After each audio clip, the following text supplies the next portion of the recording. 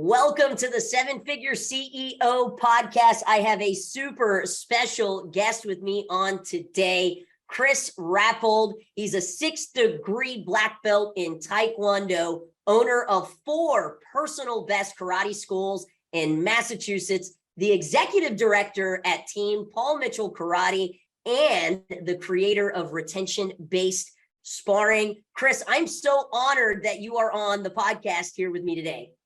Well, I'm going to say that the feeling is mutual, my friend. I so admire what you do, what you stand for, the professionalism with which you conduct yourself. I think you're a bright light in our industry. So, yeah, the pleasure is all mine. Awesome. I'm so pumped for this. We're going to talk a little history. We're going to talk a little marketing. We're going to talk next level. And I know you're going to drop some wisdom bombs on our listeners today. For people that have been living under a rock in the martial arts industry, can you tell us a little bit about the Personal Best Karate School brand? When did you open these 4 locations? Sure. So I was, I was somebody that, probably like yourself, was able to turn a hobby into a career.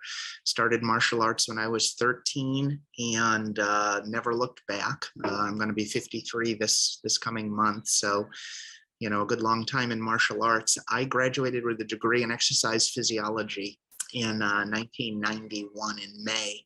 And I opened the first Personal Best School in July. So 2 months after I graduated college. And throughout college, I was teaching in my parents' garage and doing private lessons like that. So it is the only, truly professional career that I've had as an adult, and, just love every minute of it. That is amazing. Can you talk a little bit about your thoughts on college? I came from a family that you're going to college, you're graduating, you're going to be doing that. Things have kind of shifted with the internet and Google and YouTube. Do you think if somebody is aspiring to become a martial arts school owner, do you think college is the route? What are your thoughts on that? Yeah, I've listened carefully to both sides of it, and I think there's some credibility to both arguments.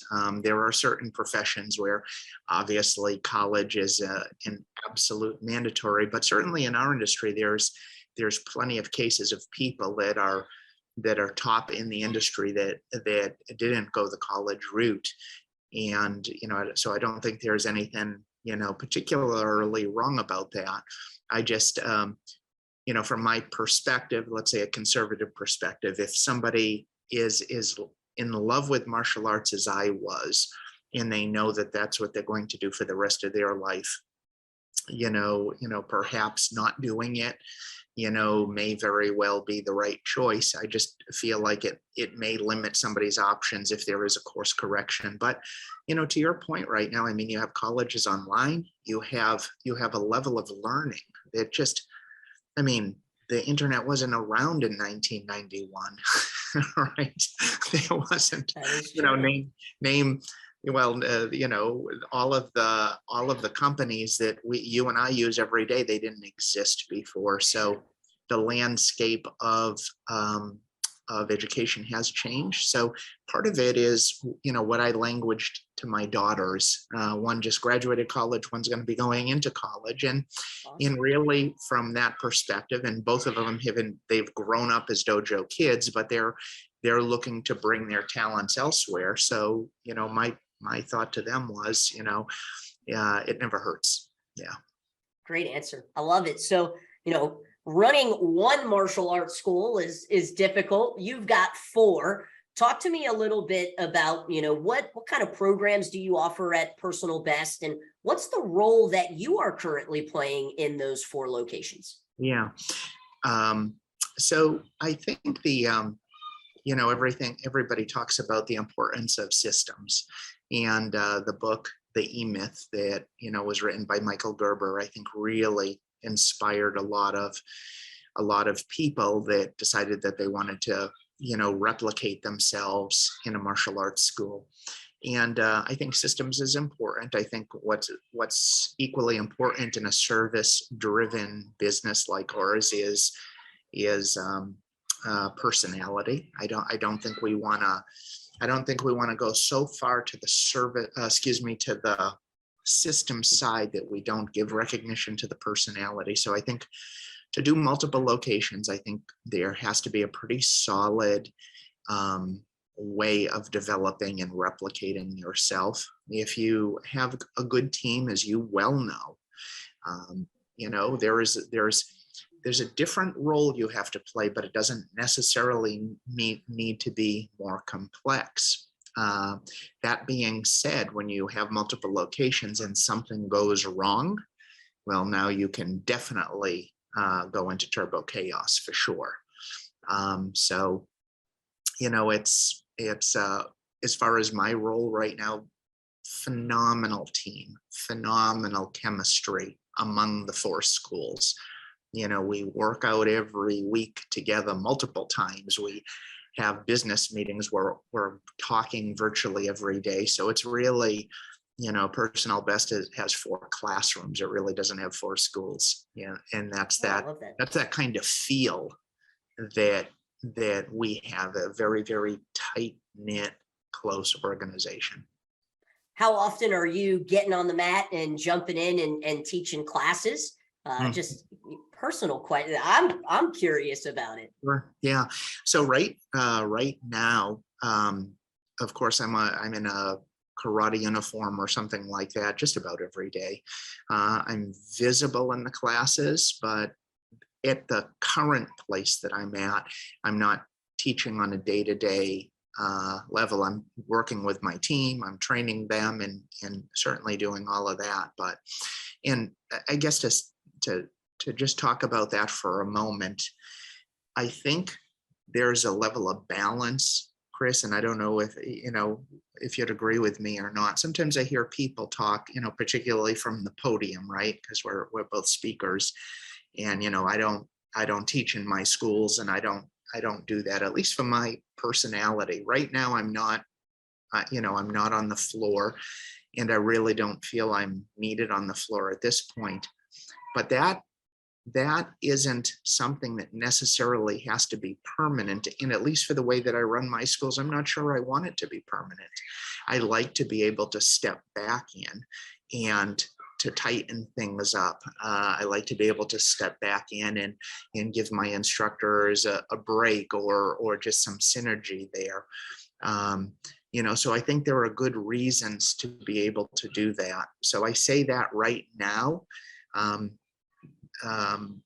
My goal in life or for the business that I created is I wasn't creating multiple locations so I didn't have to teach. I work best when it's a want to be on the floor and not a have to be on the floor. Exactly. As long as I can keep that balance, then when I'm on the floor, it's for a specific purpose. It's for a specific reason. It's in support of my team, as opposed to, oh, there's a crisis. Why is he on the floor?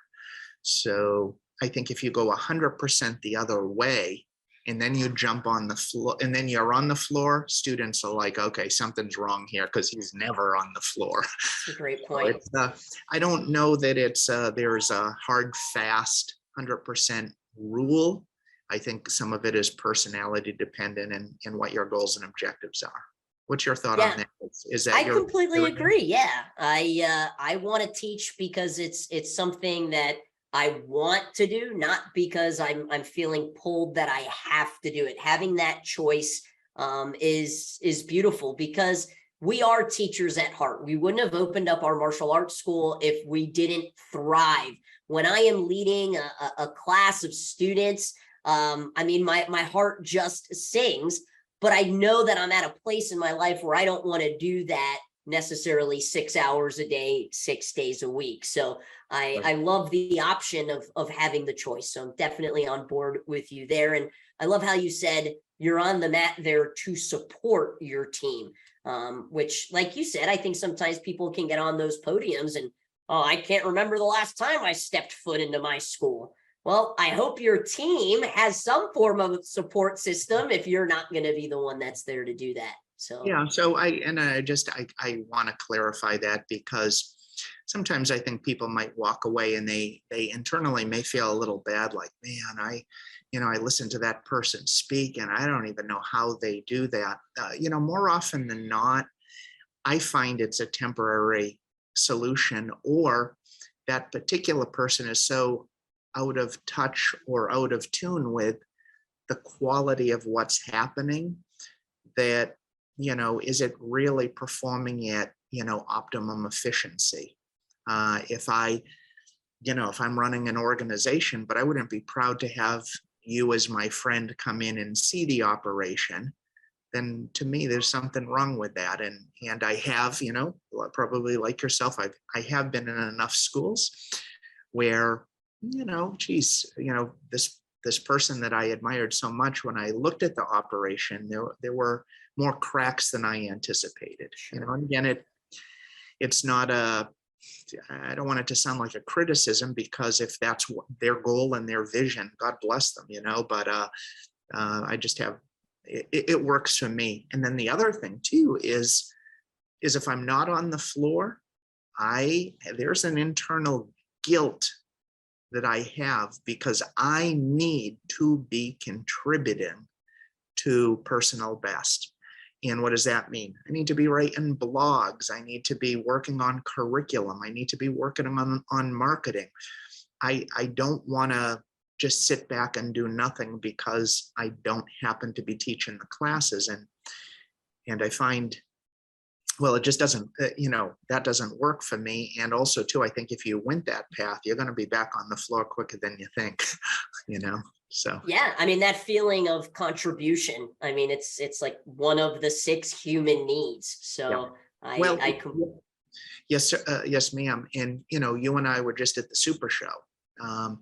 And on this particular trip, I didn't have my team with me, but whether I'm at the Super Show or another industry event, if I'm taking my time away from this organization, it's incumbent upon me to bring back information so my team feels like, man, wow, thank you. I mean, we never would have had this had you not invested the time.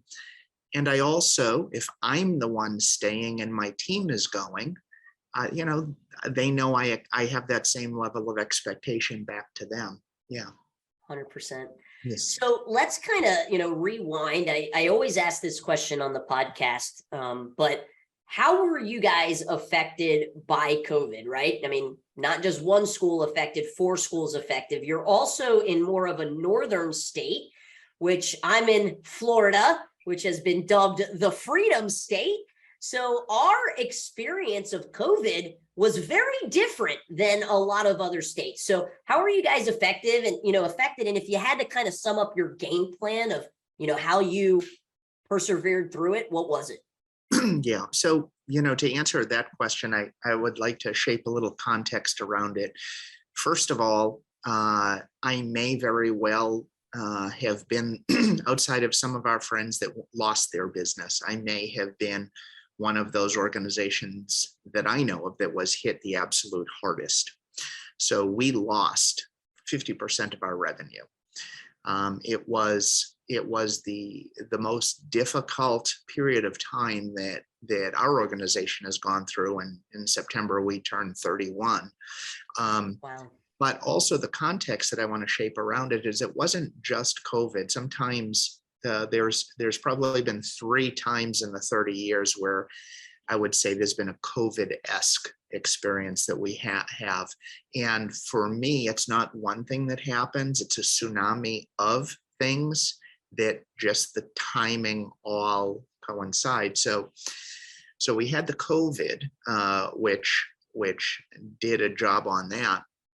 As our schools were closed, we had a couple long-time team members, excellent team members that, through the good work that they did and the support that Personal Best gave them, they were able to kind of parlay the money that they made into real estate. And, we were looking at a couple years, but then when COVID happened, it made them say, you know what, I think maybe this is the time that we want to move. So, okay, so now we have COVID. Now we just lost two longtime team members, well-respected, high contributors to our organization. And then the other piece of it, Chris, is we had a couple people in the organization that I had invested a lot of time, a lot of effort, a lot of energy. And, I was overly optimistic they would come around. And unfortunately, what happened is, they say, about the bad apple spoiling the bunch. They hid out of my purview. They had done such a level of damage based on what I would consider just a complete lack of integrity that I had to get them out of our organization. Wow. So it was COVID. It was losing a couple super valuable long-time players. And then it was, this situation that happened. So it was all three of those. And it created a very, very difficult situation for us. And to answer your question, what was my strategy? Because it was overwhelming and some of it was out of my purview, I just felt like, whoa, why is this person acting this way? Why is that? Like, I felt like I was fighting an invisible enemy for a while. My natural reaction is put my head down and paddle and work and work and work and work and hustle and do everything in my power, that I know how to do. So I don't go deer in the headlights. I go into like quantum, productivity mode. But, in that particular situation, so much so that, it almost had a negative effect, personally on me, because it was just an overwhelming feeling. Yeah. So it was, I would not have the appreciation and the happiness, the appreciation for the happiness that I have if it wasn't for all those things coming together. But I wouldn't wish it on my worst enemy, and I don't want to go through it again. I hear you on that. Yeah. When COVID happened, my son Cruz was born 2 weeks right before kind of the world shut down, and you're bringing this new human life into a very scary world that we were all living. We didn't know how bad this was really going to be, and Sure. I remember literally going into my office in the corner, sitting down and just letting it all out. I think all of us in different capacities. And, I think there's a really great lesson in what, the unfortunate thing that happened to you is what I have noticed. Now we're celebrating our 10-year anniversary at the martial arts school in September. And I've, working with the Martial Arts Industry Association, having Grow Pro, I've got 26 team members now. And the one thing that I think is important for any entrepreneur to know is that the people aspect of what we do, it's never a box you just get to check off and say, oh, I don't ever have to worry about that again.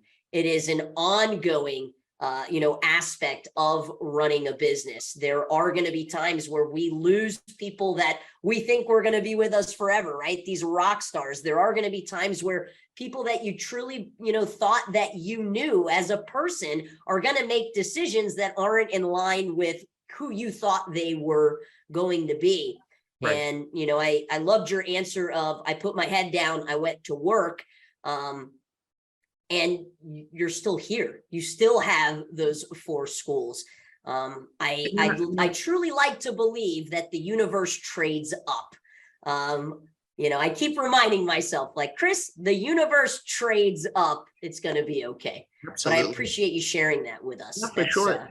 The other thing that I would share too, when I said I put my head down and started paddling, it wasn't like put my head down in the sand, because as you well know, my responsibility was to communicate certainty, was to communicate calm, was to communicate, guys, this is going to pass. Let's serve our students. We'll get through this. So it's, you can, in our position, you can never forfeit that responsibility you have, because that's what people depend on you for.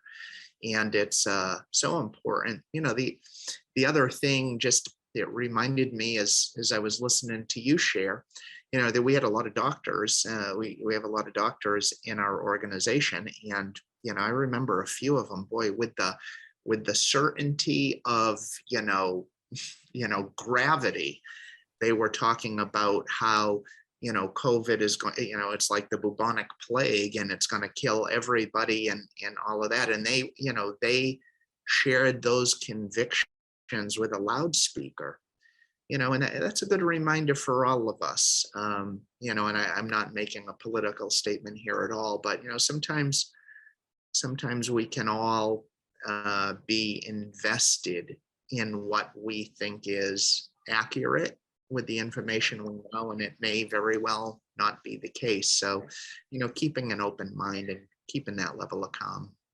I love what you said, communicate certainty. I think that is something that as leaders, we all must do for our team.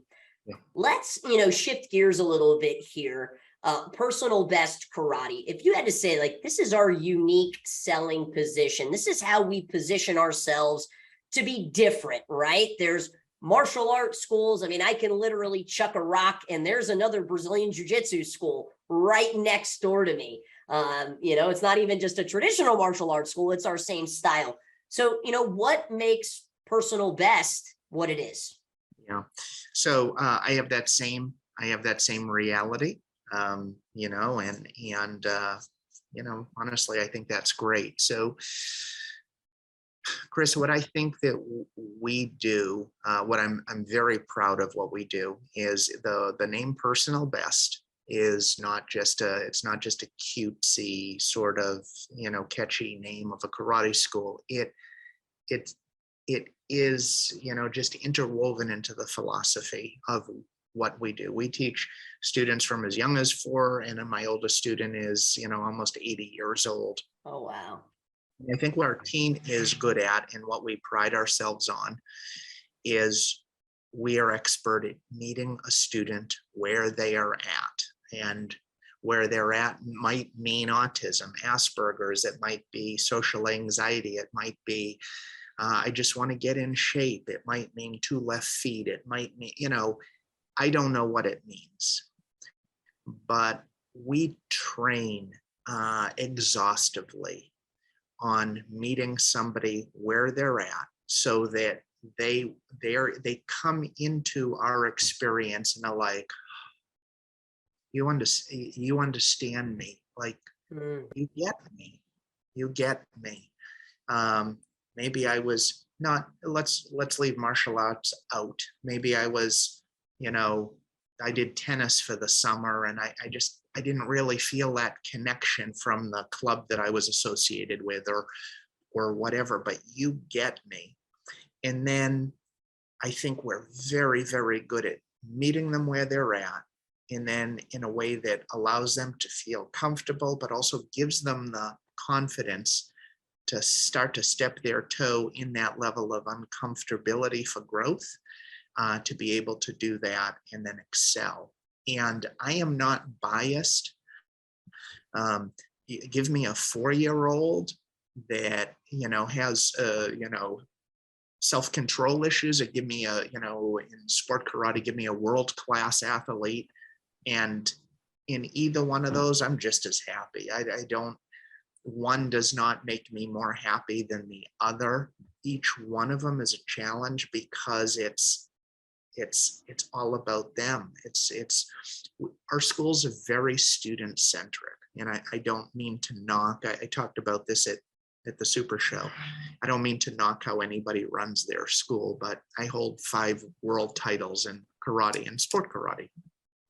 When I was competing, you're not going to find a trophy or an accolade or an acknowledgement of that anywhere in our 4 schools. And I don't mean to demean anybody from feeling proud about their accomplishment, but our schools are student centric. They're not instructor centric. And so I think when somebody comes into our culture they're going to feel that. They're going to feel that perhaps more than they've ever felt it from any experience they've had. And when we meet them at that level and give them the confidence in themselves, it's amazing what they can do.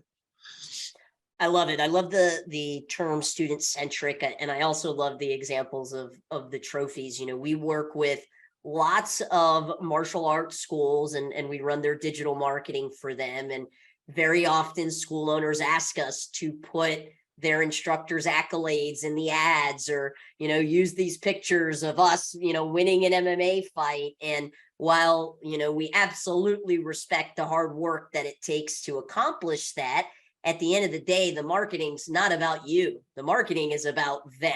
So, definitely agree. It's a tough thing for people to understand. I mean, in this area, we have some world class, MMA and Taekwondo athletes, and I'm fans of them. Like literally, I'm fans of them. If they're on a pay-per-view event, I'm tuning in. Like, watch it. Yep. Holy moly, to me, I put them above me, like at what they do, it's like, wow. But again, it's, what I admire and what excites me as a martial artist is a different language from running a business that is promising to provide a service to the student or to the family or to the client, or whatever you want to call it. It's different. Yeah, for sure. So on the kind of talk of marketing, this is one of the number one questions that I get as a marketer. Chris, what offer should I use? So I truly believe, whether you're doing free offers, paid offers, you can make them work. You've just got to figure out what works best for you and your team. But if you go into any of the martial arts Facebook group communities, you're going to see this question after scrolling, a couple of scrolls down. What's the best offer that's working right now? So I always ask our guests, what offer do you typically push? What's your bread and butter offer? Yes. So I'm going to draw an analogy for a second. Love it. What techniques do you allow when you're doing stand-up martial arts in your martial arts school? What techniques do you allow and what techniques do you not allow? And sometimes, the internet, everybody will start, dropping their theories on that. Listen, if, can you execute a 1080 and just be able to touch your partner like that? If you make connection, good, then you can throw a 1080. I don't care.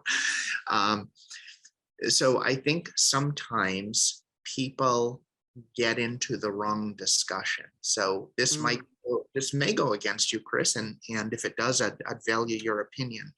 I don't care.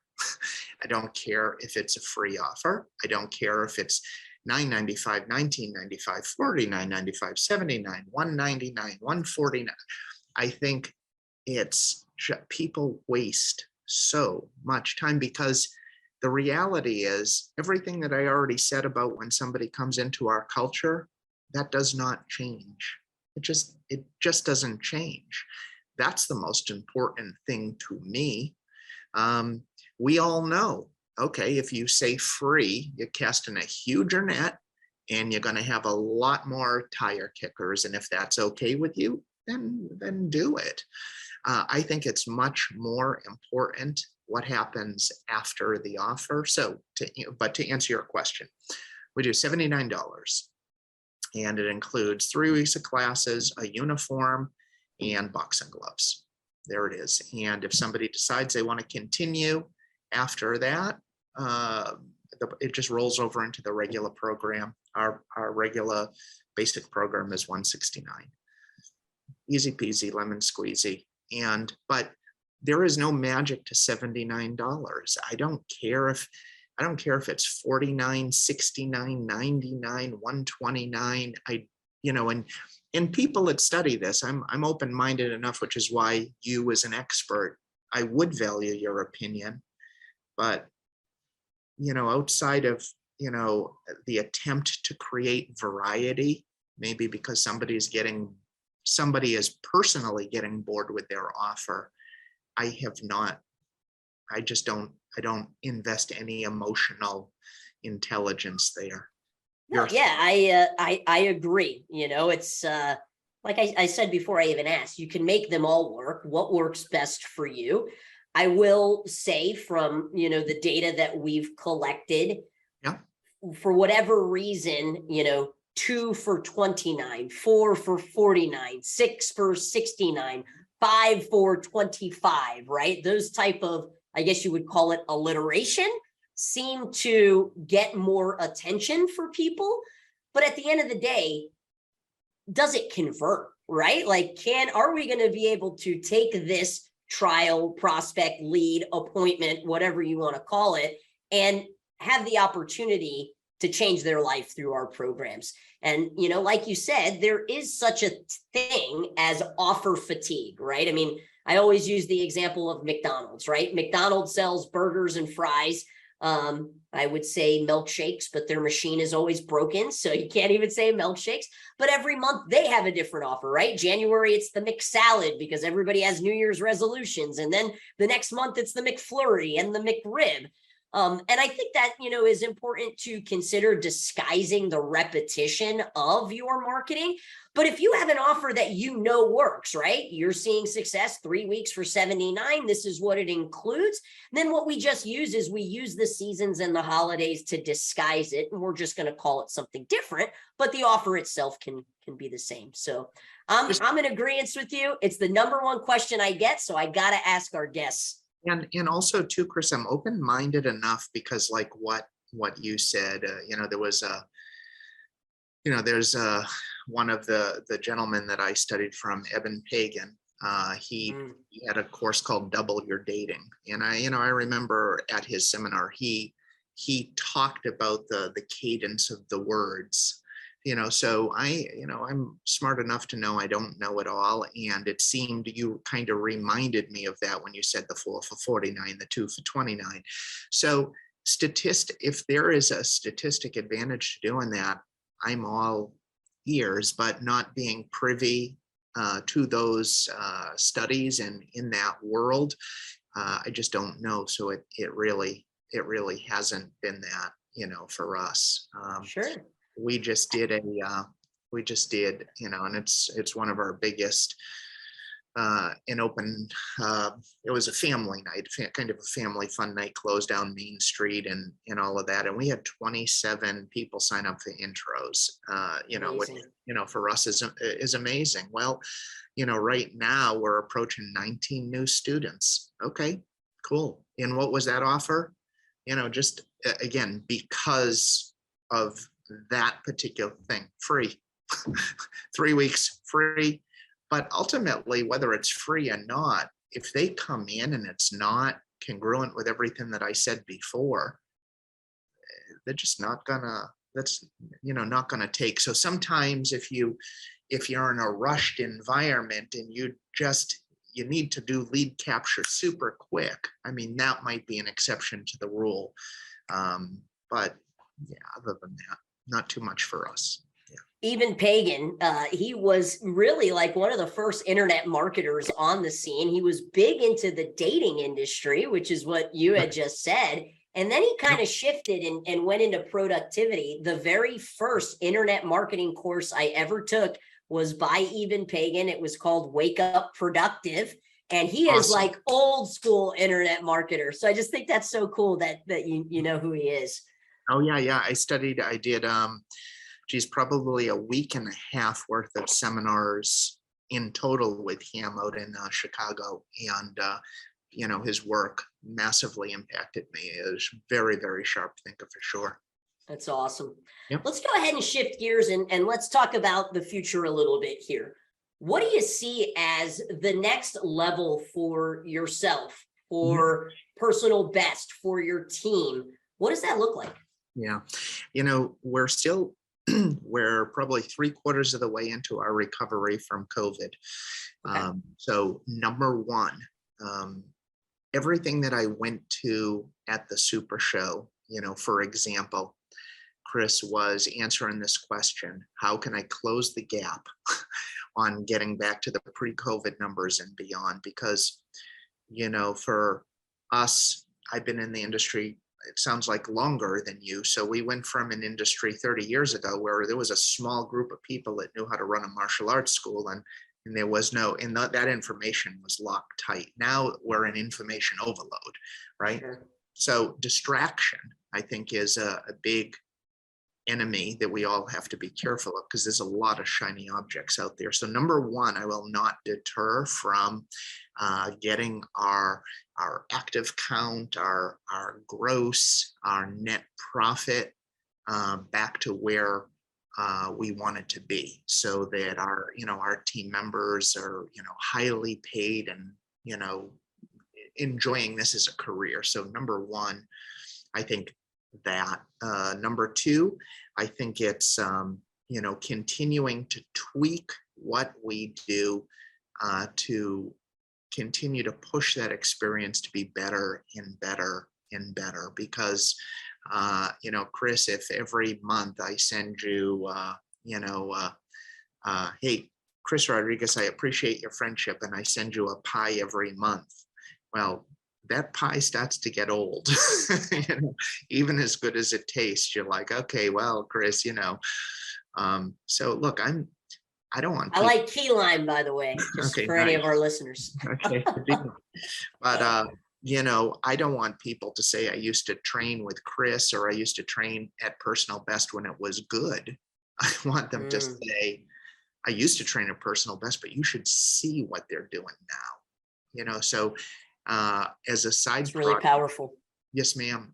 So I'm working on 2.0, of Personal Best, and what that's going to look like, and how that experience is going to shift for our students, because there's a level of technology that's coming into our industry it's there, but it still needs some testing and tweaking, and to really get that experience up to where I want it to be. I'm also writing. I've written 5 books. They're not Harry Potter's, but they're similar to the book you were kind enough to share with me that you just wrote. So that's another passion of mine as well.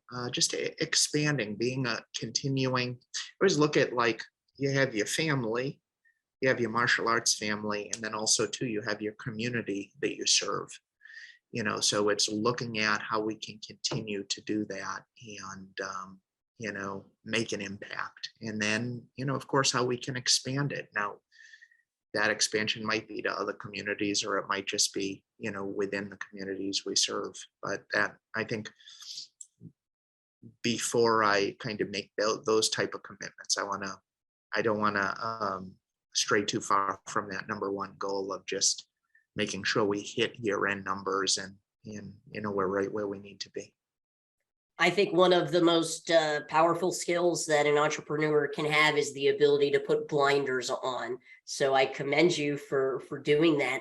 I saw you in Vegas a couple of weeks ago. I saw you in Orlando the week before, because we were both there for the US Open. I had an opportunity to compete in the US Open in the mid-90s. So I got started, we were talking before the podcast, in the Junior Institute of Taekwondo school. And I competed in a musical forms division when I was about 10 or 11 years old. And I ended up getting second place. It was the first kind of outside tournament. We always had in-house tournaments, but it was the first outside of the school tournament I went to. I was elated. The trophy was bigger than me. And I've gotten to reconnect with the team at the US Open, because GrowPro were actually the official marketing company for them. Really excited to market for an entire year and make the 2023 US Open bigger and better than it's ever been before. And you play a big role in the sport karate scene as the executive director of Team Paul Mitchell. Mm-hmm. Talk to me about, what is that role, and why you got 4 schools, you got a lot going on over here. Why did you decide to take this on? Yeah. So Uh, some of it is just the luck and good fortune. But I was born in Boston, or suburbs of Boston, and it just so happens that the sponsorship of Paul Mitchell started in New England. There was a regional team that kind of went defunct, and our co-founder, as it turned out by pure luck, Chris, had lived out in California for a number of years and had rented a space from John Paul to live in, and started to train his children. And when the sponsorship went defunct, the two people got together and they said, hey, okay, what are we going to do here? Does anybody know any other businesses? And Steve Babcock, our co-founder, said, well, I know this guy out in California and he has a shampoo company, and maybe. But when I got picked up, I was the number one sport fighter in the country. But that being said, it was good fortune that I was in New England, because had I been in California, I don't know that I would have been selected. I mean, there's a lot of talented people out there, but as a person that was in college, I wasn't destitute or anything, but to travel all around the country is there's an expense to it, so thanks to his generosity, I was able to travel all over the world, for many years as a top, national and international competitor. So when I retired in 2011, I retired twice, but the final one was 2011. I was asked, would you be willing now to, take on this responsibility of leading the team? And, it's my way of, first of all, it's a sport I love with people that I love. And it's a way of, expressing my appreciation to John Paul for all of those years that he supported my dream and my vision. And, now we're, 2023, we'll be celebrating our 35th year. So we're the longest running team in sport karate history and the winningest team in sport karate history. And there's just such a pride of association with it. And now, of course, having something else I'm certainly very proud of is, and I might have mentioned this to you, these two worlds that I lived in for 30 years, or almost nearly 30 years, 25 at the time, I think. These two worlds never talked to each other. You had professional martial arts, and then you had sport karate. They never talked to each other. And I had lived entire lives in both of them. And I'm very proud of being able to bring these two worlds together and merge Century and Paul Mitchell and be able to introduce these wonderfully dedicated people that are passionate about martial arts, to be able to introduce these two worlds to each other and have the collaboration of that, like what you just mentioned, you and getting together with Mike Sawyer and forging that relationship. You're going to do a lot of good for that sport, and I think there's a lot of good that sport karate can then do in turn for professional martial arts schools. So it's something that I'm very proud of. I feel like Team Paul Mitchell and the relationship that I was one of the few that had a foot in each. So to be able to birth that and see it grow and develop and now expand is really, it's exciting to me. Yeah. I had an opportunity to sit like front row. Literally, there was not a better seat unless you were in the judge's seat at the Night of the Champions. And I'm my Taekwondo days are long behind me, and I'm pretty known for Brazilian jiu-jitsu, and that's kind of the art. My school is a jiu-jitsu school, and also not only with Night of the Champions, but in Vegas, got to see your team perform. And these I mean, they're kids to me, right? I mean, you look at them and they're like kids. The amount of athleticism and talent that it takes to be able to pull that off. I mean, just every 2 seconds, my jaw was dropping. So as your role in the executive director, are you choosing who gets to be on the team? Are you helping them with routines? What does that kind of look like? Sure. So Don Rodriguez and Steve Babcock are the co-founders of our team. And then there's Damon Gilbert, who is the fighting coach. And right now there's Jackson Rudolph. Jackson, he is the player development coach. So, we all work together to, look at the landscape of sport karate. And it's a pretty stringent approach that we take to evaluating talent and trying to pick and select the people that we think will be good representatives of John Paul Mitchell systems and, of course, Century Martial Arts. So yeah, that's a good amount of our time is looking at the landscape, selecting and recruiting. It's developing our players.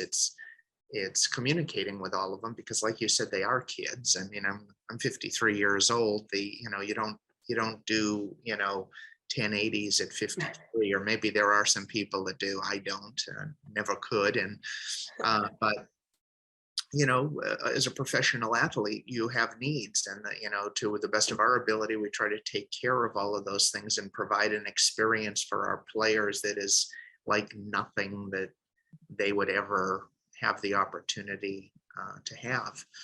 And we want to make this, our sponsors, very proud. The karate team actually is the team that launched the entire sports marketing division for Paul Mitchell. He's been into skiing and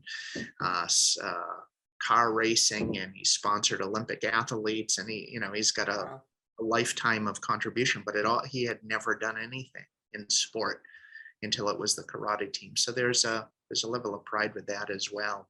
And if you talk to any of our athletes, it was so nice to see the way that the general public, so to speak, interacted. And for me, Chris, because I've seen them compete time and time and time again, it's just I'm almost callous to it. But something like the Super Show what I'm watching when they're performing is I'm watching your jaw. Yeah, the reaction of the crowd, right? I am, because to me, that's the juice of what it is to be able to show that talent to somebody, and to have these kids walking by with shirts that say "inspired by," Paul Mitchell. It's again, it's paying it forward. You want to, for me, I want to show my gratitude, and I also want to leave that team better than I found it. And these efforts and initiatives that I've taken to bring these worlds together is exciting. And then most people arrive at a tournament and they compete and they leave.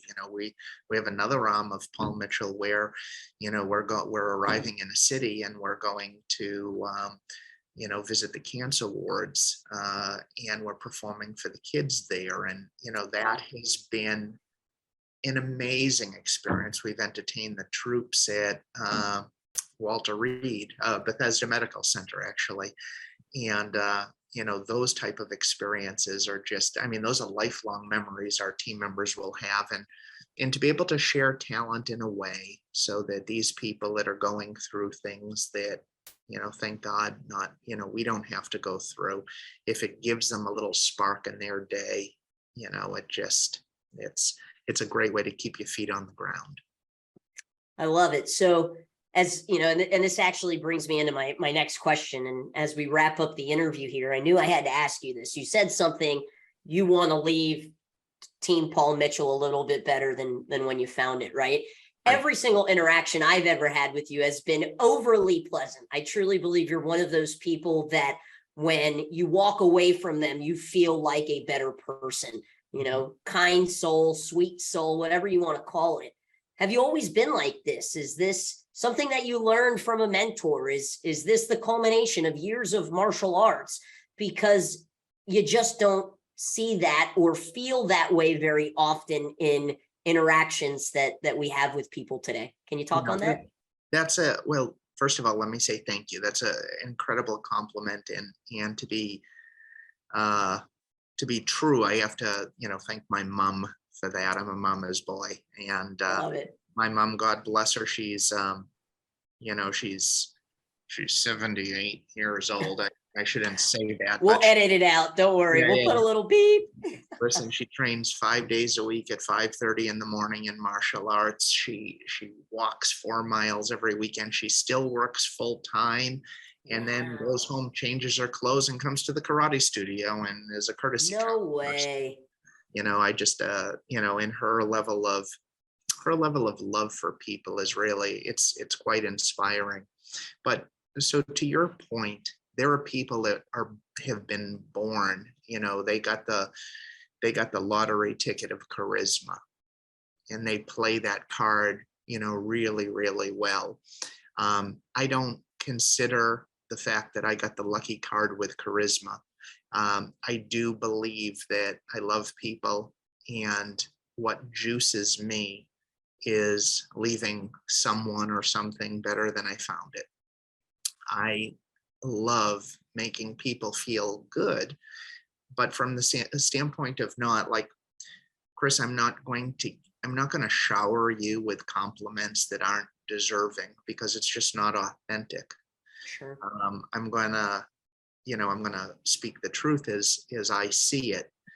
But for me, that's authentic to who I am. So that's what works for me. It might not, somebody that just is naturally charismatic with people, they need to do it differently. This is the way that I do it, just because that's who I am, and that's kind of how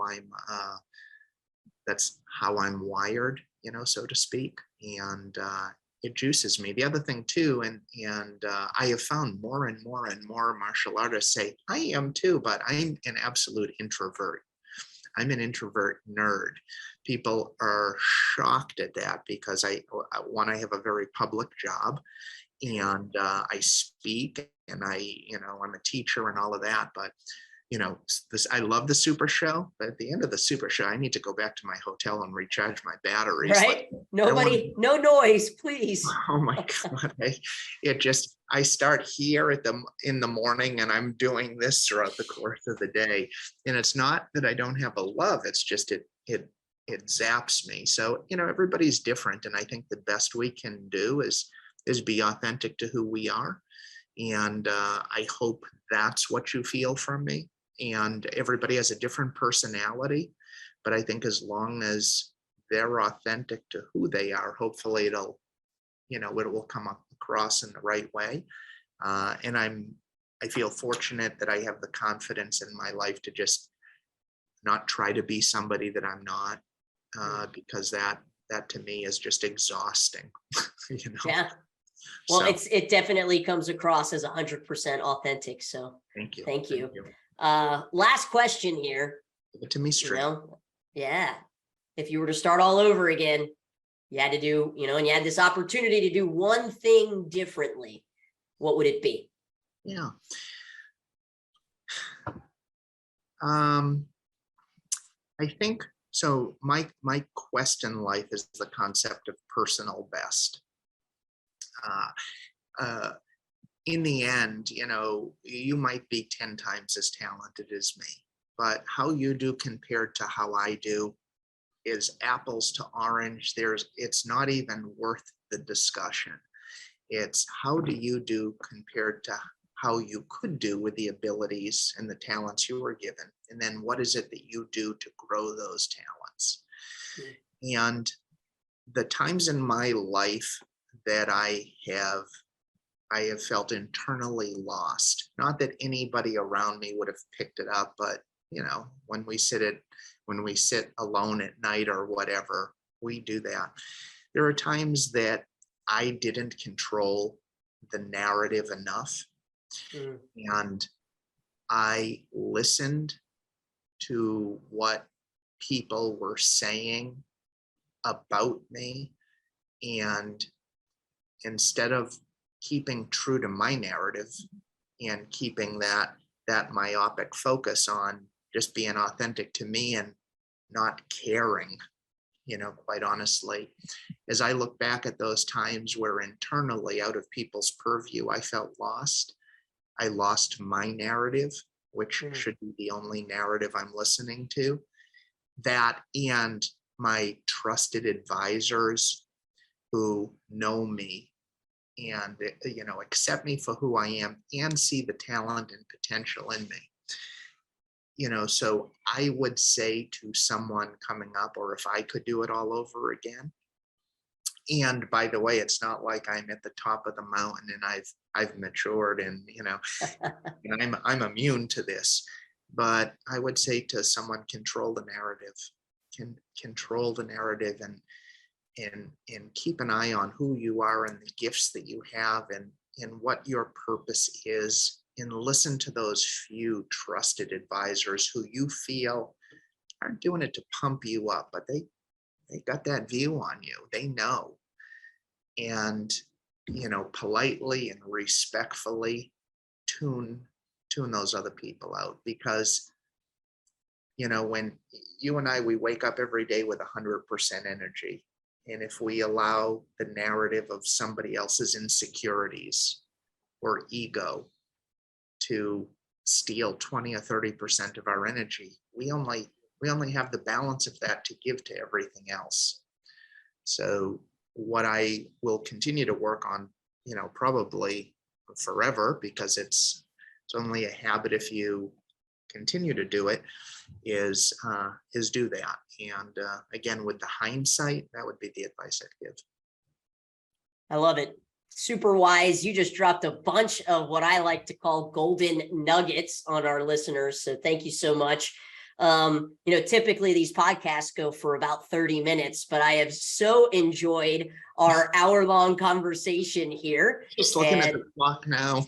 Hey, time flies when you're having fun, right? And I completely agree with controlling the 6 inches between our ears, right? If we can control that, I truly believe the sky's the limit. So Chris, thank you so much. If people wanted to learn more about what you do, whether that's about your schools, about Team Paul Mitchell, about the retention-based sparring, how can they maybe even about your books? Is there a way that they can connect with you? Yeah, absolutely. So on Facebook, it's Christopher Rappold. They're more than welcome to reach out to me there if they're interested in the retention-based sparring program. They can go to maya.com/retention-based sparring. If they're interested in the book, certainly they can message me on Facebook. Team Paul Mitchell, we actually have a Facebook page, and our website right now is actually just in its final stages, and then it's going to be up again, and we'll have a way to contact. But before we finish, I sincerely want to thank you for everything, Chris, that you do. We have a lot of, it's just so nice to see. We have a lot of bright people in the industry, but, the contribution that I've seen that you make, the help and the support that you've given my organization, and the way that you walk around, the way that you carry yourself, the way that your team interacts, and just to see the growth that I've seen in you from a distance, I just, I want to thank you, and I just want to encourage you to continue to do what you're doing, because you are on the rise, but you're not like in 30 years, you see a lot of people come and go, and there's a level of sustainability that I see in what you do and the approach that you take. So I want to thank you for everything that you've done. And I just want to be that one more person to just encourage you to just keep on doing it, girl, because we need it. Thank you so much. All right. This has been amazing. And thank you so much for your time, your energy, your wisdom, and sharing your story. I hope you have a great day. Hey, thank you.